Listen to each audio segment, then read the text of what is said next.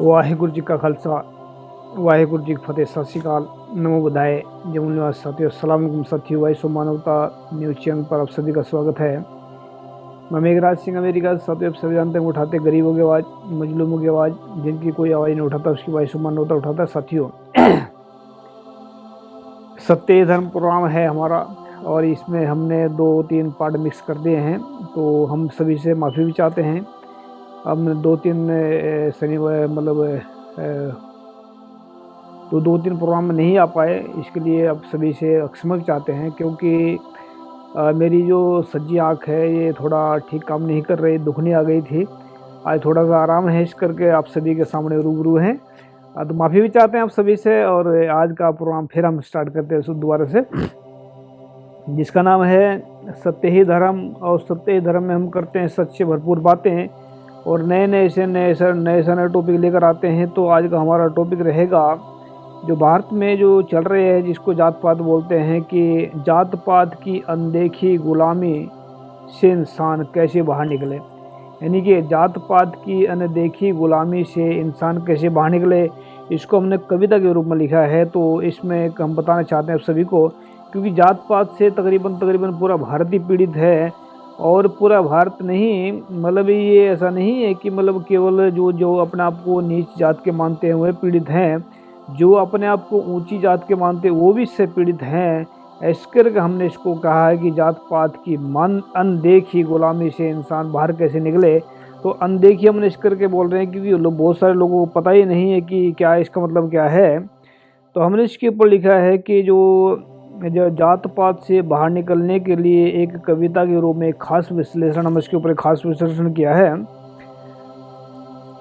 इसमें हमें बताएंगे, आपको शायरी के द्वारा बताएंगे, हिंदू नाम है मानसिक गुलामी का, इंसान अपने आप को हिंदू मानने लग जाए। जो इंसान अपने आप को हिंदू मानने लग जाए, यानी कि तो हिंदू मानने वाले इंसान अपने आप को कभी भी अनजानी मानसिक गुलामी से बाहर निकाल ना पाए। यानी कि जो जिसको गुलामी बोल रहे हैं, ये जो मानसिक अनजानी गुलामी हम इस करके बोले कि लोगों को पता ही नहीं है कि ये जात पाती की मानसिक गुलामी है।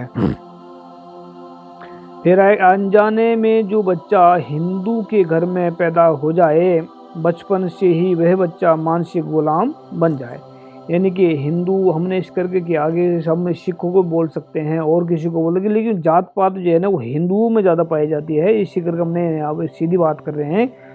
तो अभी जो इसमें अलग अलग दिखाएंगे कि किन किन को इससे फ़ायदा होता है। कि फ़ायदा तो जात पात से फ़ायदा हो ही नहीं सकता किसी को, नुकसान के अलावा तो नुकसान होता है। जैसे कि ऊंची जात मानने वालों के घर जो बच्चा पैदा हो जाए, ऊंची जात के कारण वह बच्चा घमंड की गुलामी में फंस जाए। घमंड उस बच्चे के अंदर से अच्छे गुणों और सुखों को खा जाए। पूरा जीवन फिर वह बच्चा नफ़रत की आग में जलता रह जाए। जैसे जब किसी से नफ़रत करता है इंसान, तो अंदर उसकी आग लग जाती है नफ़रत की। तो जब जो इंसान दूसरे को नफ़रत करता है, खास करके उसी को ज़्यादा प्रॉब्लम आती है जो किसी से नफ़रत करता है। अब जो ऊंची जात वालों को ऐसा प्रॉब्लम आती है, तो नीची जो अपने आप को छोटी जात के मानते हैं, जो अपने आप को नीची जात के मानते हैं, उनके बारे में है कि छोटी जात वालों के घर में जो बच्चा अनजाने में पैदा हो जाए, तुम अछूत हो, तुम दलित हो, तुम ऐसी बातें सुन सुनकर वह बच्चा हीन भावना की मानसिक गुलामी में फंस जाए। हीन भावना के कारण वह बच्चा बड़ी जात वालों से अंदर ही अंदर नफरत करने लग जाए। दूसरों से नफरत करने के चक्कर में वह बच्चा अपना कीमती वक्त और स्वाभिमान व्यर्थ गवाए। यानी कि जब आदमी दूसरे से नफरत करता है तो तकरीबन उसका कीमती वक्त चला जाता है, नफरत के कारण उसका जो है स्वाभिमान गिर जाता है। तो ऐसा हमने बता। तो फिर हीन भावना और घमंड की अनजानी मानसिक गुलामी से जो फंसे रह गए इंसान, हीन भावना और घमंड की अनजानी मानसिक गुलामी में जो फंसे रह गए हैं इंसान, पूरा जीवन बुद्धिहीन और परेशान रहेंगे। कभी नहीं कर सकेंगे वह इंसानियत की पहचान, यानी कि जिनके अंदर ये चीज़ होगी उनके अंदर इंसानियत कभी आ ही नहीं सकती। जात पात को जो इंसान मन से त्यागेंगे वही हीन भावना और घमंड की अनजानी गुलामी से बच जाएंगे। पूरा जीवन वह बुद्धिमान बने रहेंगे और खुशहाल रहेंगे, वही कर सकेंगे इंसानियत की पहचान। यानी कि इंसान जो है, इंसानियत की पहचान वही कर सकता है इंसान जिसके अंदर इंसानियत, सच्चाई और ईमानदारी हो। और जहाँ सच्चाई और ईमानदारी होती है वहाँ पर जो है मतलब जो वहाँ पर क्या है, तो जहाँ पर सच्चाई और ईमानदारी होती है वहाँ पर कभी भी इंसान को जात पात नहीं टिक सकती, हीन भावना नहीं टिक सकती, दोनों खत्म हो जाती है। तो मैं अपने 4 लाइन मेरे बारे में लिखी है मैंने। मेरा जन्म भी एक शूद्र अछूत अधर्मी चमार के घर में अनजाने में हुआ था। अधर्मी ब्राह्मणों के कारण मैं बचपन से ही मानसिक गुलामी में फंस गया था। ब्राह्मणों का मिस करके बोल रहे हैं ताकि उनको मतलब डायरेक्ट उनको इस करके बोल रहे हैं क्योंकि उन्हीं के कारण ही जात पात फैली है। वो भले ही ब्लेम किसी और को दे रहे हों, किसी जात मतलब बोलते हैं कि अंग्रेजों की बनाई हुई जात पात, अंग्रेजों ने फैलाए, वो ब्लेम किसी और का करते हैं। लेकिन मैं बचपन से ही ब्राह्मणों की मतलब अज्ञानी अधर्मी ब्राह्मणों की, मैं इनको धार्मिक नहीं मानता, इनको धर्म का कोई ज्ञान नहीं है, तो ब्राह्मणों को धर्म का ज्ञान हो ही नहीं सकता। जिसके अंदर जात पात है उसको कभी धर्म का ज्ञान नहीं हो सकता। 1997 में जब मैं गुरु नानक के दरबार में गया था, तब गुरु नानक के ज्ञान ने जात पात की गुलामी में आग लगाई।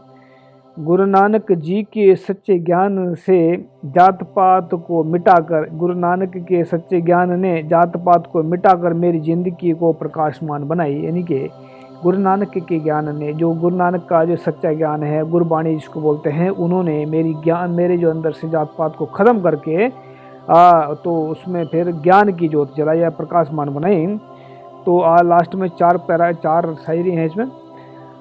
हिंदू नाम को छोड़कर जो इंसान अपने आप को किसी भी दूसरे धर्म का या इंसान मानने लग जाएंगे, यानी कि इंसान ही मान ले, बस यही सबसे बड़ी कीमती चीज़ है। अगर इंसान अपने आप को इंसान भी ना माने, जात पाती गुलाम फंसा रहे, फिर काहे का फिर इसमें चलता है। तो अगर इंसान अपने आप को इंसान मानने लग जाए तो मतलब ये सबसे बड़ा जो है जिम्मेदारी है। अगर इंसान मानने लगे फिर बहुत कुछ होता है। जात पात की हीन भावना और घमंड की अनजानी गुलामी से वह इंसान हमेशा के लिए बच जाए। अगर इंसान है अपने आप को सिर्फ इंसान मानने लग जाए। जो इंसान सच लिखेंगे, यहाँ लास्ट में हमने इसका निचोड़ दिया कि कैसे इस जात पात की गटर से बाहर निकल सकता है इंसान। जो इंसान सच लिखेंगे, सच बोलेंगे, सच उनका गुरु बनकर उनको हर प्रकार की मानसिक गुलामी से बचाएगा। यानी कि सच जब गुरु बन जाता है तो उनको मानसिक गुलामी से बचाएगा। जो इंसान सच्चाई के मार्ग पर लगातार चलेंगे, फिर गुरु की कृपा से उनको अपने अंदर से ही रब और परम सुख मिल जाएगा। तो ये हमने जो है इसमें नोट में लिखा है। इन बातों के ऊपर सच्चे इंसान ही यकीन कर सकते हैं और सच्चे इंसान ही जात पात की अनजानी गुलामी से हमेशा के लिए बच सकते हैं। जो इंसान सचमुच को अपनाएंगे, यानी कि सच को ही सचमुच अपनाएंगे, वह 100% जात पात की इस अनजानी मानसिक गुलामी से बच जाएंगे। तो हमारा नंबर भी है। अभी आपने देखा होगा आजकल हम एक और भी चीज़ लिखने लगे अपने नाम के आगे, सतयुगी एमएस खालसा। इसके आने वाले वक्त में हम बात करेंगे कि सतयुगी हम अपने नाम के आगे क्यों लिखने लगे हैं। बस हम थोड़ा ब्रीफ में बताना चाहते हैं सतयुगी हम अपने नाम के आगे क्यों लिखने लगे हैं। क्योंकि मानना है कि जैसे ब्राह्मणों का ऐसा मानना है या बहुत सारे लोग मानते हैं कि इस कलयुग था या सतयुग जो था, पहले सतयुग था, फिर त्रेता युग था, फिर जो है द्वापर था, फिर अभी कलयुग है, ऐसा मानते हैं। लोगों का मानना सभी है। लेकिन जो है कलयुग और सतयुग का नाम तकरीबन सभी सुनते हैं। तो मेरा मानना ऐसा है कि अगर इंसान झूठ बोलेगा, बेईमानी करेगा तो वो कलयुगी है, और जो रजयुगी इंसान सच बोलेगा, ईमानदारी से काम करेगा, वह सतयुगी है। तो हमने सच को सचमुच ही अपने मन में बसाया, इसीलिए हम सतयुग के बादशाह लिखने लगे अपने नाम के आगे। और सतयुग का बाद जब इंसान जो है, जब इंसान कोई ब्राह्मण बन सकता है, कोई कुछ बन सकता है, कोई कुछ बन सकता है, कोई अपने नाम के आगे लगा सकता है, तो हमने इसीलिए अपने नाम के आगे लगा सतयुगी का किंग। सतयुगी किंग एमएस खालसा, यानी कि हमने अपने आप को मान लिया है कि हम सच्चाई के रास्ते पर चल पड़े हैं। अभी हम सतयुग के किंग हैं। चाहे कोई दुनिया हमें कुछ भी कहे, हम इसको नहीं छोड़ेंगे। दुनिया हमारे गालियाँ दें, प्यार करे, मोहब्बत करे, जो मर्जी करे, लेकिन हम इसको अपने नाम को वाहिगुरु की कृपा से, वाहिगुरु ने दिया हमें इसको नाम, हम इसको नहीं छोड़ेंगे। ऐसा नहीं हम इसको घमंड कर रहे हैं, नहीं, ऐसा नहीं है। क्योंकि हम सतयुग के अंदर आ चुके हैं, हम सच्चाई के मार्ग पर चल चुके हैं, तो हमने इसको इस करके इस नाम को अपने साथ में जोड़ लिया है। तो वाहिगुरु जी की कृपा से ऐसा मैं खिताब भी दिया है वाहिगुरु ने कि हम सतयुग के बादशाह हैं, और आप भी सच्चाई के मार्ग पर चलकर, ईमानदारी के मार्ग पर चलकर सतयुग के बादशाह बन सकते हैं। तो उम्मीद करते हैं आप सभी से कि आप जरूर सच्चाई के मार्ग पर चलकर एक दिन ऐसा महसूस कर पाएंगे कि आप भी बादशाह हैं, आप किसी से कम नहीं हैं।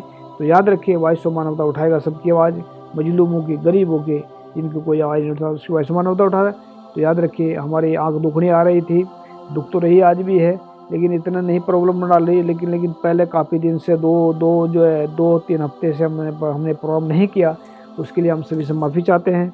और आप देख रहे होंगे कि हमारी आँखें कभी कभी बंद हो जाती है, तो ये आँख में थोड़ा प्रॉब्लम चल रहा है, तो ये जल्दी ठीक हो जाएगा और हम फिर खुलकर आपसे बात करेंगे आप सभी के सामने। तो तब तक के लिए इजाज़त। वाहिगुरु जी का खालसा, वाहिगुरु जी फतेह। मिलते हैं नेक्स्ट एपिसोड में। वाहिगुरु जी, सत श्री अकाल, अस्सलाम वालेकुम, जय जोहर, थैंक यू।